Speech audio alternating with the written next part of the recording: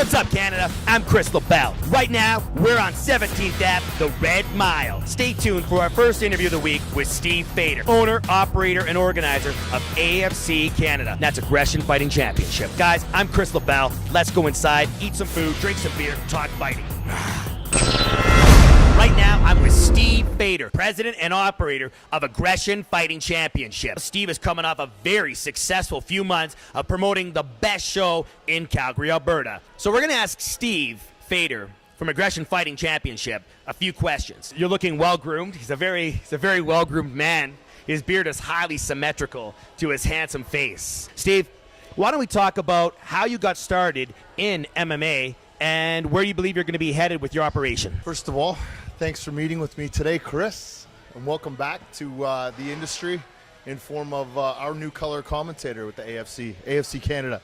Where did we get started? Myself personally, I started in the merchandising industry with Assassin brand clothing. I also competed 4 times as a professional fighter and evolved into... When you fought, I know that you actually fought Luke Harris, I believe. And as we know, Luke Harris, Hayabusa Fightwear. Luke, very tough, well-conditioned fighter. How did that fight go? The fight went an awful lot like I had anticipated it on account of the fact that I had next to no jiu-jitsu training. We ended up on the ground and I was submitted. My first professional fight was a loss.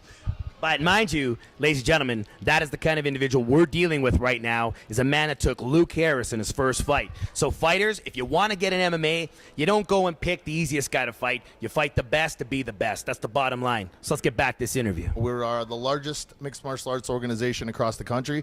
And by that, I mean we're the organization that's putting on the most amount of fights in the most amount of cities. So Steve, when you talk about having the largest MMA organization in Canada, where are these shows being held, and who are you working with right now to get these shows done? We're working with Darren Owen from Armageddon Fighting Championships. We've since all merged to form the AFC. So Darren is in Victoria. We're moving into Vancouver in August. Moyne and Harvey in Edmonton. So Edmonton, Calgary. We're looking at a Kelowna show by the midway point of September, as well as we've done 2 shows in Winnipeg already, and we've got plans to move to Montreal. Moving to Montreal, Quebec, the home of Georges St-Pierre. What is the likelihood that GSP may attend this event? There's a pretty good likelihood. I mean, we're already in talks with some people in Montreal that have some pretty close ties, so hopefully we can get them to attend the show. We are the largest in the country. You hear that, ladies and gentlemen? The possibility of the greatest fighter in Canada, not that everyone else isn't good, but let's be honest, a man that could fight in Speedos and just dominate through the entire MMA industry, Georges St-Pierre. I love him. Je t'aime beaucoup, mon ami. So now, back to this interview.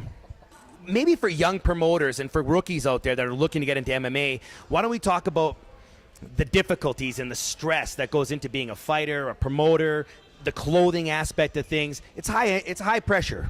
Yeah, it's the entire industry is a pretty high stress industry. I mean, you're looking at the majority of the guys that are involved in this industry have a pretty high level of testosterone and ego. So I mean, starting from that, it's not necessarily the easiest environment to be working in, especially when you're working with other Type A personalities. So yeah, there's some ups and downs, but for the most part, it's it's the job that I love. It's the best job in the world. There you have it, ladies and gentlemen. Fighters at home, you want to be involved with the best? Why don't you get in touch with this gentleman right here? He'll take your calls. He'll take your emails. I'll take your emails, but for bookings as a comedian, okay? I mean, life's a little desperate right now. I can't afford Botox, so if you guys want to get me, Steve's helping me out. I'm back in MMA. MMA News Canada has been really cool to me, too, so let's get this done. Back to the interview. Steve, if there was a fighter right now with the AFC, who should Canada be on the lookout right now for? Louis Facette. Once again? Louis Facette. Louis Facette. And tell us about Louis Facette and why should Canada be on the lookout for Louis Facette? He's been with us for quite a while now, but he's fought for us 3 or 4 times, and this kid has got probably one of the best talent sets that I've seen out of any athlete on his way up. There's a laundry list of guys, but just from a talent and attitude standpoint, I'd say that he's probably one of the top guys to watch out for. Ladies and gentlemen, I feel that probably concludes today's interview. Stay tuned. Get on the website, MMA News Canada, Aggression Fighting Championship. This is the future in MMA Canada. It doesn't get any better than this. I'm one of the best MMA personalities, if not the best in Canada. So, for those of you guys who are doing commentary, people are falling asleep, I'm going to take your jobs, I'm going to take your sports desk jobs, I'm going to take your girlfriend, I'm going to mow your lawn, call me John Deere, it doesn't matter. I'm the best, and I'm working with MMA News Canada. That's the bottom line. Testosterone on tap.